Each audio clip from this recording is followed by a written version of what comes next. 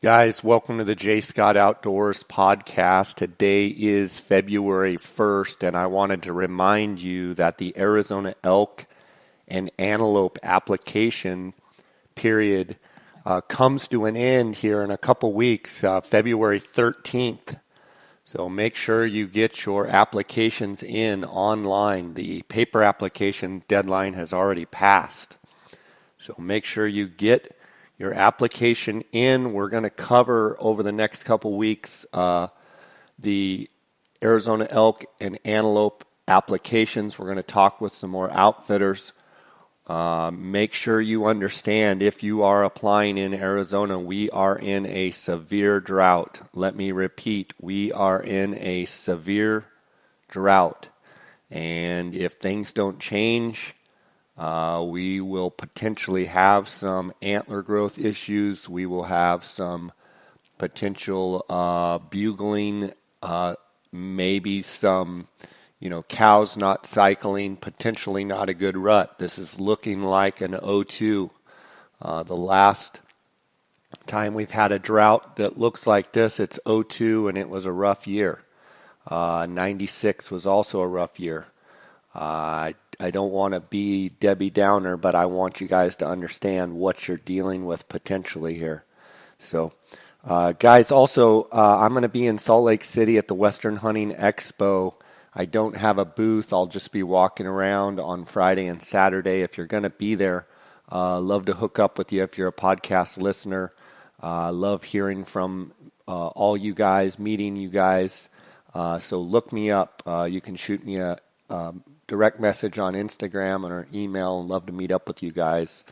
Also, Dark Colburn and I are going to be in Nashville, Tennessee for the NWTF convention here in a couple weeks with our business, Gould'sTurkeyHunt.com.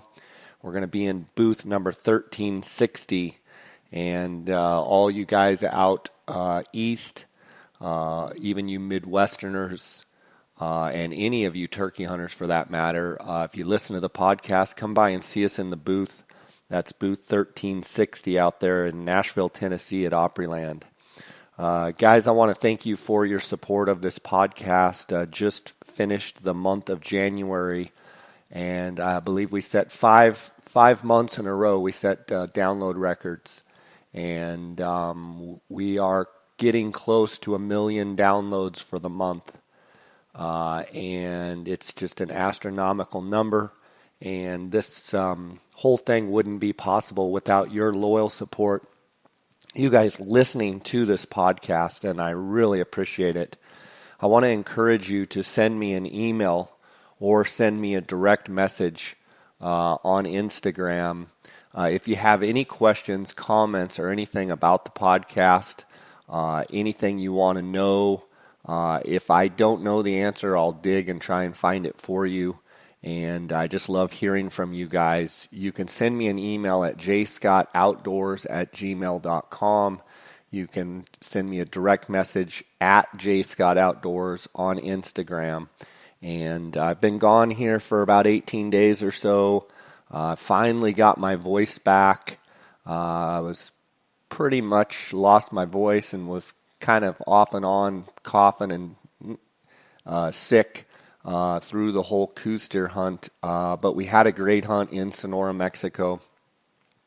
We had a lot of great times with clients and friends, and harvested some nice bucks. One buck in particular, giant non-typical, that Dar and I had seen in December, had videoed, and we thought he was going to give us a slip. Ended up finding him on the 6th night of the hunt, and Sean DeReamer was able to harvest the buck on the 7th day on our first hunt. And then we had a great hunt, which you're going to hear about here on this podcast with the guys, sit down with the hunters here, and you're going to hear about the second hunt.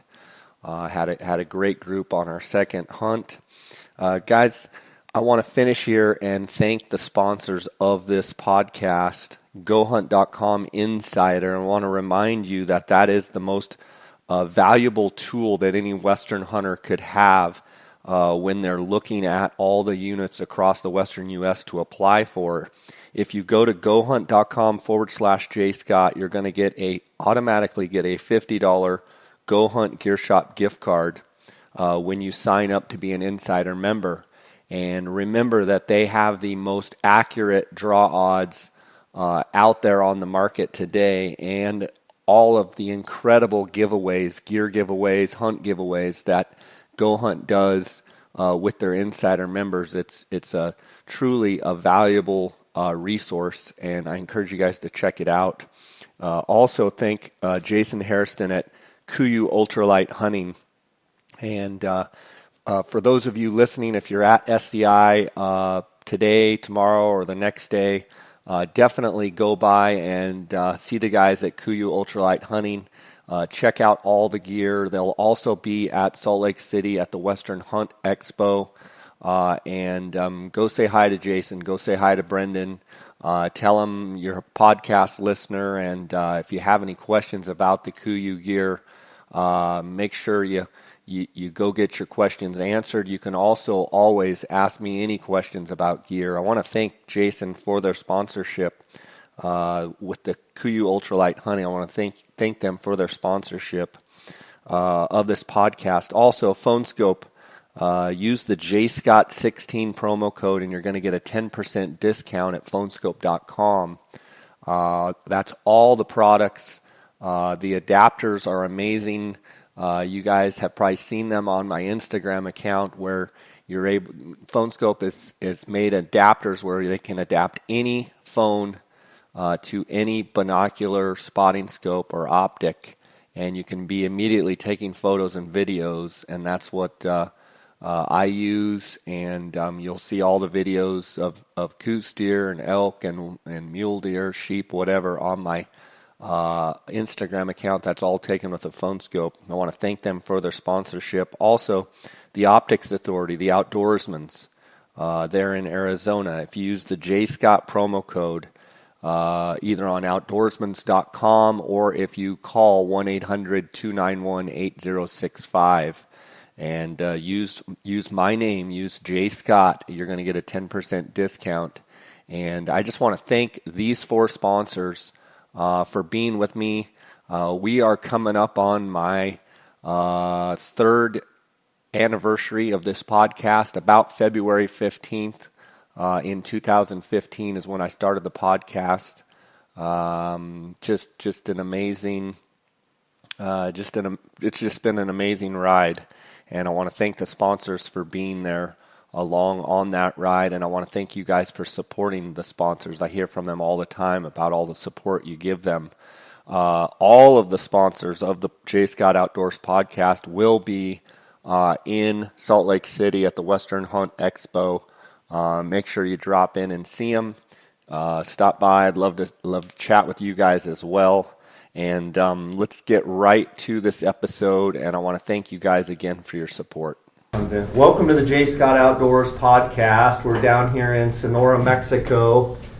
We just finished the second group, our second week here in Sonora, Mexico. Dar Colburn, Hunter Haynes, and I typically do 2 weeks of guided hunts down here. And we've got a great group here. We've got Frank Sanders from Alaska. We've got Jared Smith from California. We've got Brad Opitz from New Mexico. We've got Ryan Kerwin from Missouri, formerly of Arizona.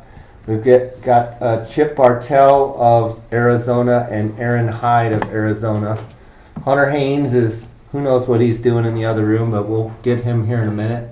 Got my partner Dar Colburn here, and it's January 28th, and we just finished 7 days of hunting here, down here in Sonora, and we came off a week last week, Dar, where we had a really good first week. We shot one really big deer that we had seen and we talked about on a podcast before. We'd seen that deer in December and kind of gave us the slip all week and ended up finding him on the 6th evening and got him killed on the morning of the 7th. Last day. Just a phenomenal deer. And then we had 5 guys killed today with 1 buck to go and kind of rallied here on the last day. Actually, yesterday we had 2 bucks killed, so we kind of rallied in the last 2 days. You get really good rut, but it can be spotty because if it's warm or such, maybe the deer aren't really rutting, and then it seems as though they get progressing, and then by the time the end of the first week and into the start of the second week, you're kind of right in the middle of, I would say, the best rutting days. So we try and structure the days where the first and second group both get, great rutting. I would say the second week, and guys, I'll ask you guys what your opinion was, but we had some really good rutting days on this. And then it seems like we might have had a day or even 2 that was a little bit lull, a little lackluster, and then the very next day would be some of the best rutting we saw, some of the best chasing and what have you. And I think every year it's a little different. Mm-hmm. One thing I noticed with this group is, of the 6 bucks, I think 4 or 5 have broken points or parts of points or beams broken. Yeah. And we've seen a lot of bucks in the last couple days broken. Yeah, and that's pretty typical, wouldn't you say? The later, even in like mule deer, elk, whatever you're hunting, as the rut progresses, you're going to have broken points. I'm sure, Frank, your moose and some of that, as the rut progresses, they're just, they're fighting more. The antlers are becoming more brittle and they break them off. Absolutely, especially caribou. They're a longer tined, not as, beefy as an elk, and you see an elk break itself. And so caribou do, especially. And you'll see the moose will take some points off, for sure. There was even on the first or second day, we were even seeing bucks in a fight. Oh, yeah. They were pushing each other around the mountain. So, there was definitely some aggression going on. Yesterday we had where we rallied and killed 2 bucks. I guess that would be on day 6. On day 5, we all kind of agreed that it was a little bit of a lackluster day. I don't know that there was actually any difference in temperature or, It was pretty windy, though, that day. It was a little windy, so it seemed like the deer movement wasn't as much. But on day 6, I saw something that I'd never seen as Aaron's picking ticks off his hide here so we can cross in the morning. You finding some over there? I am, yeah. Yesterday, I saw 2 bucks chasing a doe, which, we've all seen. But I saw them on a real steep side slope running as fast as they could run, and then they ran right out in front of Jared, and then you got to see it, Chip. Ryan, you got to see Dark. It was crazy down in that bottom. That doe actually kind of slipped out the back door, and those bucks were literally doing circles trying to find her scent to get on her. Curious if they ever caught up with her. That one buck was like loping down the road and in the bottom. Yeah, crazy. In circles trying to find her. Crazy. Just like a just like a hound dog trying to catch that scent. And then they'd run and they'd hit it and then they'd backtrack it. Really neat. How many first timers here in Sonora? Do we have any in the room that's first time? Jared, Aaron, and Frank. Yep. So, Frank, you've killed 7 Coues deer with your bow. Yes. This was the first Coues deer that you've actually killed with a rifle. Yep. And you had hunted for a handful of days, sitting water and trying to shoot one with your bow. And then you picked the big stick up with 2 days to go, right? Yes. What was kind of coming in your logic or your game plan of trying to get your 8th with the bow? Basically, what turned you to the dark side, Frank? Yeah. There's a lot of water here, and these deer, one thing that's different about here than some of the spots I hunt in Arizona is I'm hunting small tanks, drinkers, things that I can cover with 1 or 2 cameras. And I think it's not something I think, because I sat tanks where I saw it happen. I think a lot of us have become so dependent on cameras that I had some circumstance where I couldn't hunt the spot I did, so I moved to a new spot. And it was a spot where I've checked a couple cameras there, there's a couple deer, but I thought maybe we're missing some. I had 5 deer come in that last hour and a half that I got to sit there, 2 bucks, 3 does. All of them came off the back of the tank. None of them, would have been on camera. Of course, I took pictures of, smaller bucks. One nice one. But, I think like any new area, I'm trying to kind of learn it. You guys know it. I mean, to start the first day, I It's saw overwhelming, isn't it? I saw more Coues deer the first day. I want to say conservatively saw 15 to 18 bucks.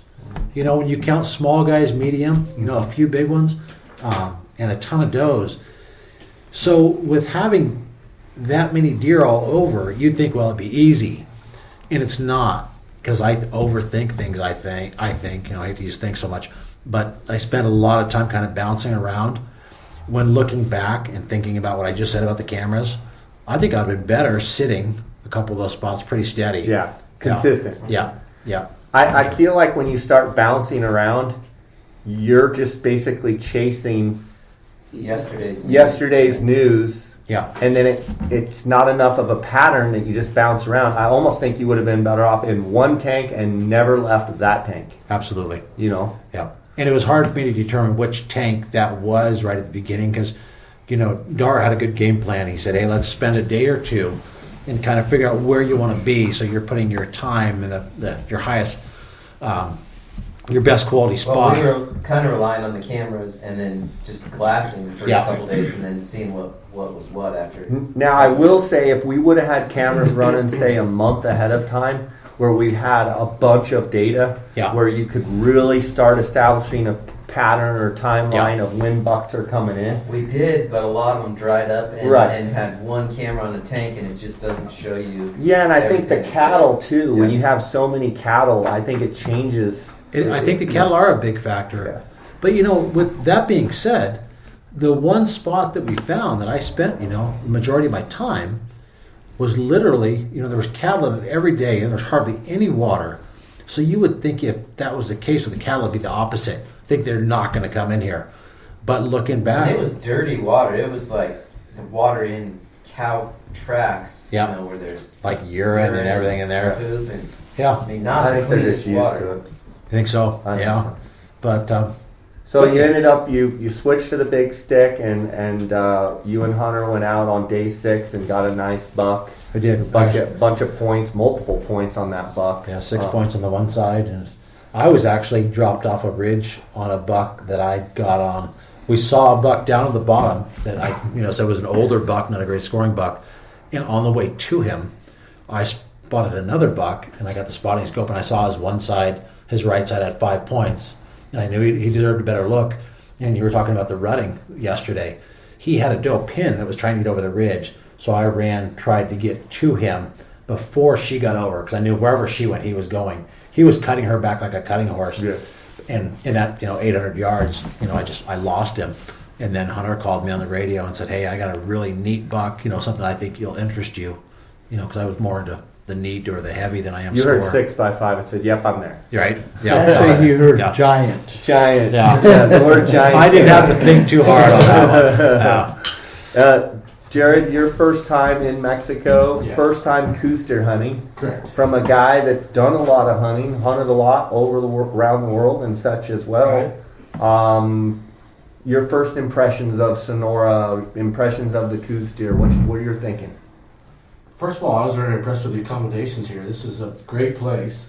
Hospitality was excellent. And the Coues deer are just a neat little deer that is unlike other deer that I've hunted. So they were very cool. And you were able to complete your North American Deer Slam. Yes. And you didn't even let me know that until after your deer was killed. And you said, hey, I think I just completed the slam. That's pretty cool. Yeah. And you got a really nice buck. Yep. And so out of the deer, all the deer that you've killed in the slam, what would you say, what makes Coues deer different? Or is there anything that you can point out that you thought were really cool about them? Oh, I don't know.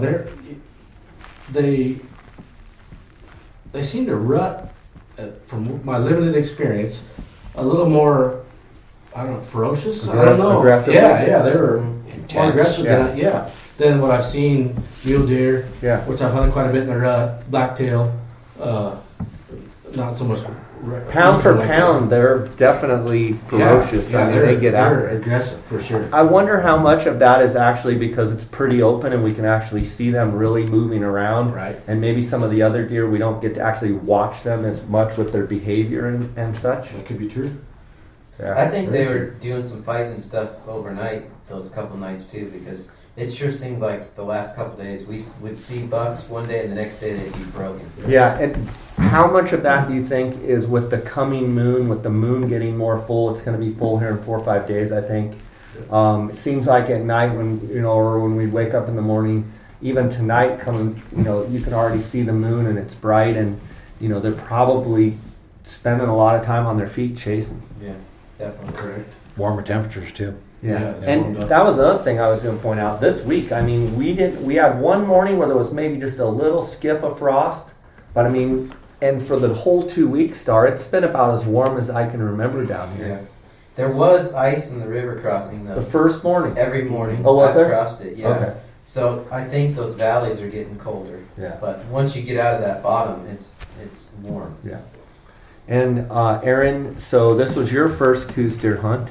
It was. And you actually won, and so did Chip actually won. The Arizona Deer Association had done a raffle Coues deer hunt, 2 spots with us for this hunt, and you actually bought a few tickets and won. I did, yeah. I bought 2 tickets and was surprised with the win, yeah. That's cool. And you got to hunt with Dar most of the week and ended up with a great buck here that you're picking the ticks off of, made a 1-shot kill, and that was pretty awesome.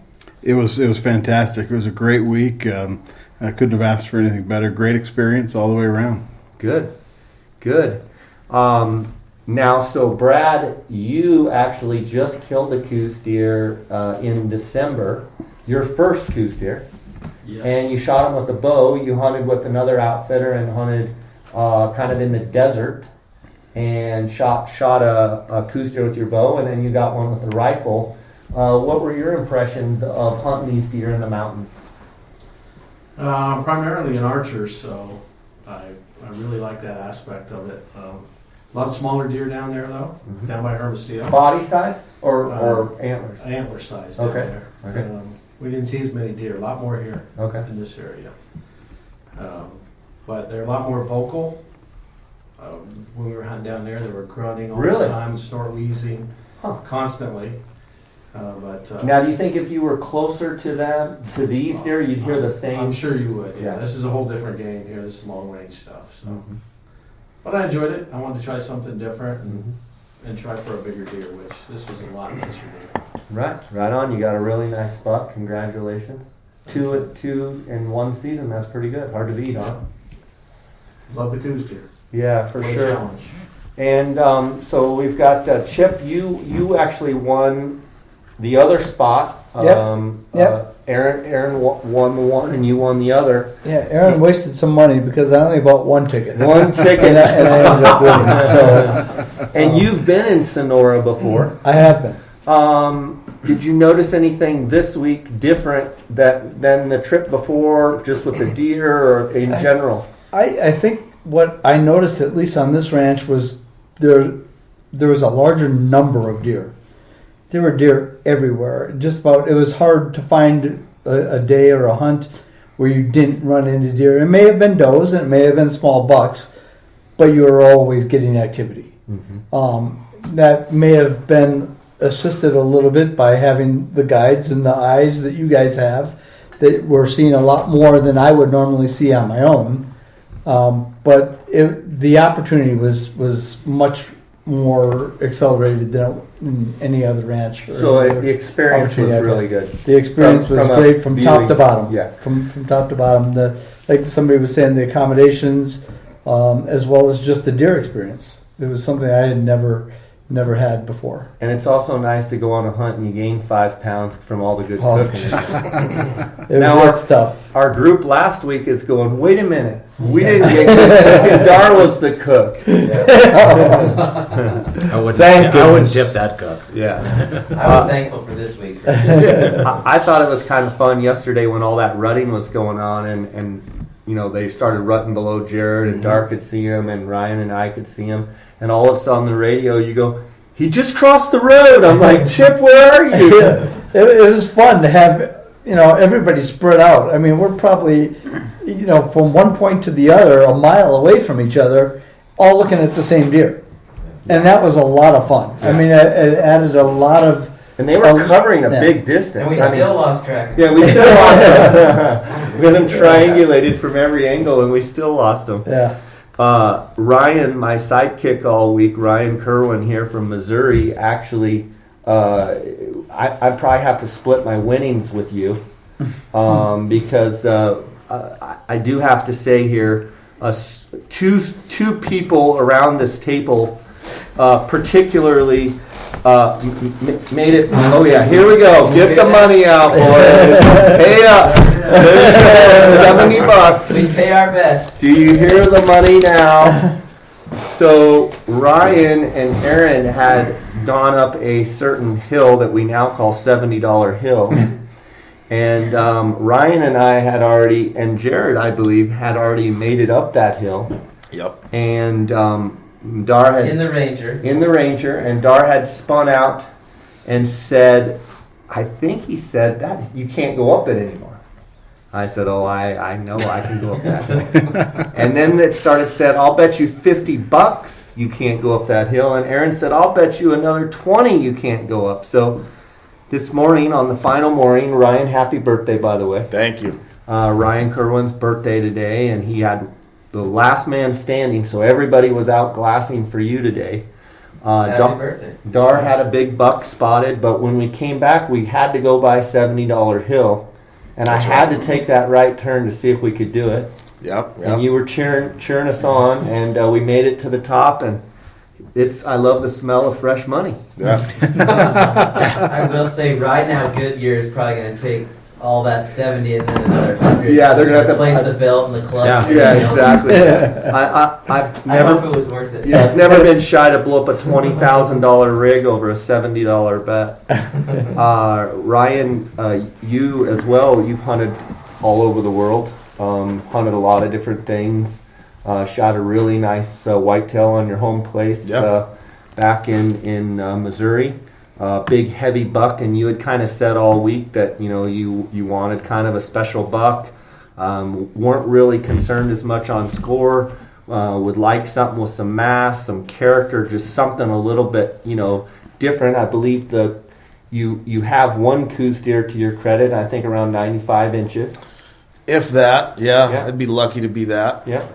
And so the last man standing, Dar calls. He's got a good buck found, and we were all the way at the other end of the ranch, and it was kind of fun this morning. Hall and Bud over there covering. We had Brad and Chip and Jared, and we were Hall and Bud trying to get over there to where Dar was, and yeah, it was exciting. Hall and Bud, but you took time to go. $70. we had to win the money. A For little sure. detour. But that was fun. So we got over there to Dar, and he showed us where the buck was, and made a pretty good little stalk up there to that tree and got settled in the shade. And danged if that buck wasn't right there in the shade, and we couldn't really see what it was.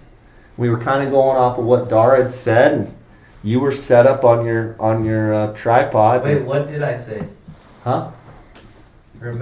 What did I say? You said it was a buck that we need to shoot. You thought it was between 105 and 110, which I'll give you credit, it was. I thought I heard on the radio it's a small buck, 95. So Crab claw. it was Coues, better.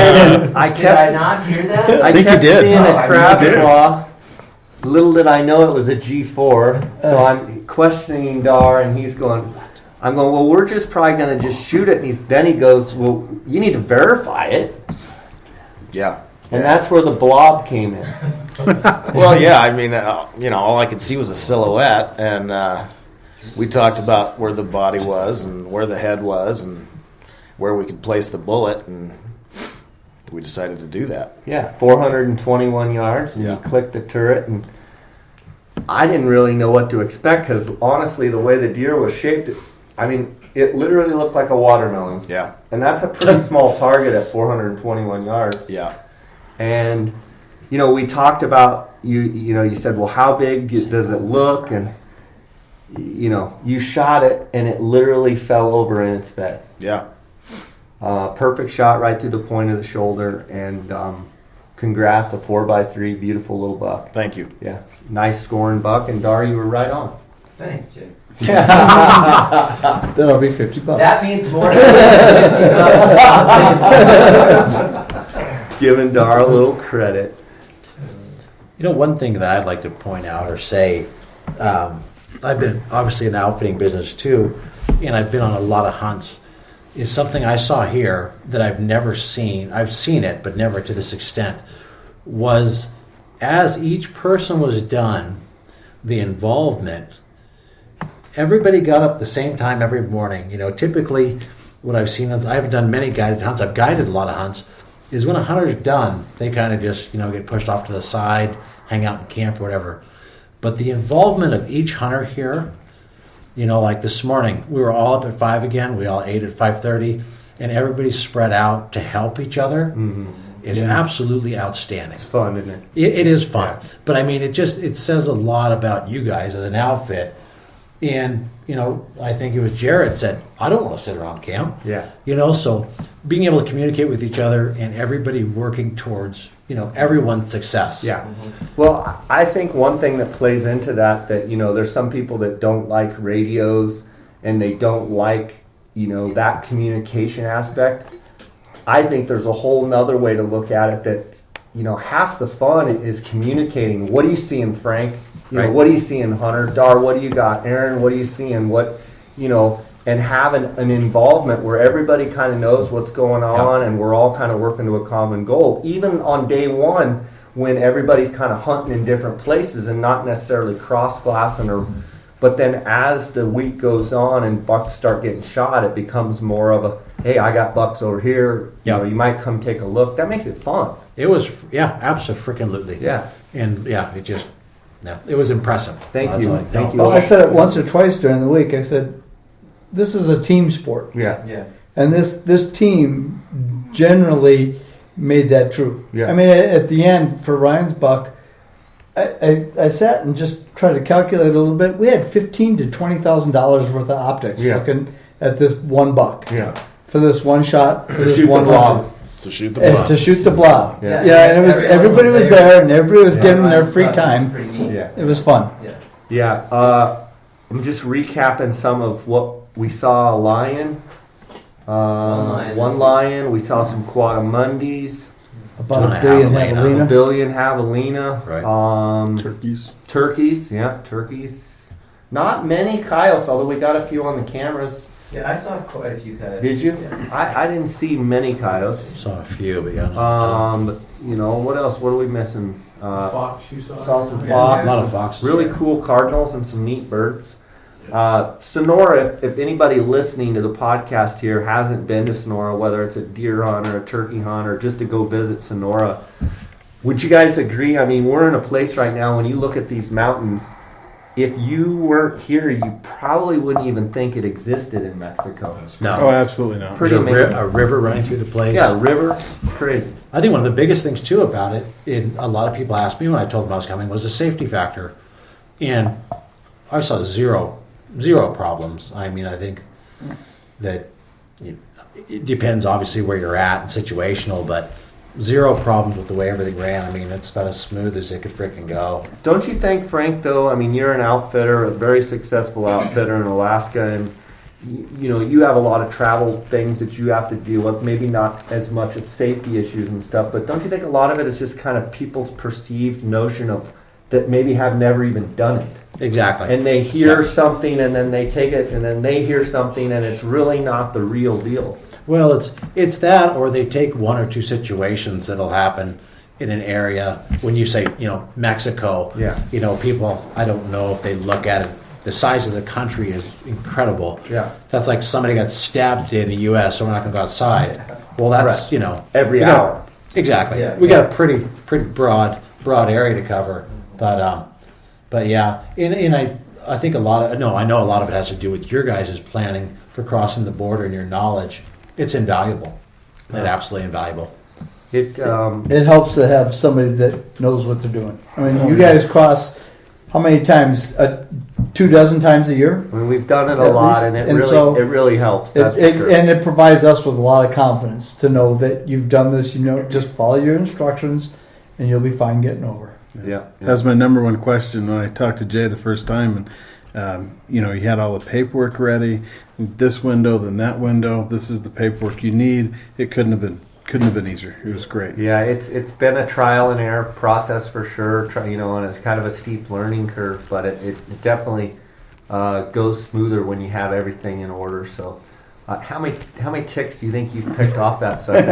I know Jared has worked on his for like 4 days, and he's still Easily over 100, if not more. Yeah. I mean, Jared, I think you picked it, and then you actually checked it. Or maybe it was you, Frank. You had a Mexican guy pick it for you. Yeah, and Luis. he said it was Luis did clean. mine. And he picked for hours, and you checked it. There was 50 more you pulled off. Yeah, he was going by sight, I think, and I was just more or less feeling it. You could feel the small lumps, and there's quite a few. So the deal with the ticks, guys, listening, they won't let you cross any capes back into the U.S. with ticks on them. Although you do get some USDA inspectors that are more lenient than others. But they say if they find a tick, they're going to confiscate them. So guys have been, picking ticks religiously here. And we've got some Mexican guys outside they've been picking since 1 o'clock this afternoon. It's now almost 7, and they've got headlamps, and they're still picking. I think it was earlier than that because we came back at like 11:45, and I went to get my cape to start, and Luis had it already. Yeah. So, maybe even earlier. Yeah. Well, the other night, Jared found one on his back when he was in his sleeping bag. So he might not be able to go home. I don't know. That's a bad feeling. I'm not going to look on Jared. If they want to check me at the border, they can check. Yeah. So one person that's missing here, but he's probably in there checking his Instagram account, is old Hunt Haynes. If he would have lost his phone. Yes, so he lost his phone. Girls, I'm just going to tell you right now, he has lost his phone. So if you don't hear from him for 2 or 3 days, just leave a message. He will get back to you. I also want to tell everyone on the last podcast that we had Hunter Haynes on, and I asked for submissions from all you girls that are listening that are single. Hunter is still single, and we still are accepting applications. You can direct message me on Instagram or send me an email at jscottoutdoors at gmail.com. You'll filter them for him? I'll filter them for him. Send photos, send a resume. Last time when I asked for it, we've got probably over 100 submissions, and things are looking bright for Hunter Haynes, but he is still single. So we are trying to get him hooked and fixed up, and he's a little bit of a moving target. Is this like he's also wants one with a Polaris Ranger and send photos of the Ranger? It's kind of like that. Yeah, exactly. Do you have to be a female to Yes, let's stipulate. Yes, you do have to be a female. He's an unbelievable talent. I think he picked up half the deer in this at this table over his shoulder, packed him out with his backpack over the top of his back, and he has incredible eyes, can spot deer, just unbelievable, and he's been a lot of fun to have here. Absolutely. Not only on the Coues deer, but on the Gould's turkey hunts, and he's not much for sitting around and doing a podcast. But he's a lot of fun to have around, and he's been a really good hand, great hunter, and it's been fun to have him around for a handful of years now. So, guys, I know some of you are headed to SCI. Frank, I know you've got a muskox hunt, I think, or something coming up, and anybody else got anything that's coming up or pending as far as hunts, or anybody looking forward to a hunt next year that they've got or anything? NWTF in a couple weeks. NWTF, you turkey hunters out there, Dar and I we have a booth in Nashville at the NWTF convention. It's the first time we've had a booth. Come see us if you're listening in the area. Come see us. We'll have a booth. Look us up, and I know I got to start getting in shape for that Northwest Territories hunt in July for doll sheep, and that's going to be fun. I know, Chip, you went where I'm definitely going. need to get in shape. Yep. And, Not saying that you aren't now, but yeah. You told me before, get in shape and then do it twice as hard. Yeah, Yeah. Exercise as hard as you possibly can, and then double it. Yeah. So, guys, it's been awesome having you. Thanks for sharing here on the podcast, and appreciate you guys spending your time and money with us down here on an outfitted hunt here in Mexico. And thanks to the Deer Association for Absolutely. Yeah, 88. thank you for the Deer Association and Yeah. Colburn and Scott. You guys have been great. Absolutely. Thank you. Look Great forward to week. the next time. Thank you. Thank you for a first class hunt. Thank you. Appreciate it. Thank you for teaching me how to glass a lot better than I ever have. These guys are No- amazing No glassers. joke. Yeah. You know, they'll have 2 dozen deer spotted before you even get your 15s up and out of your pack. So, Well, guys, it's been awesome. Thank you. all right. That's a wrap. Let's fry the ticks up. I need a drink. Wait, sprinkle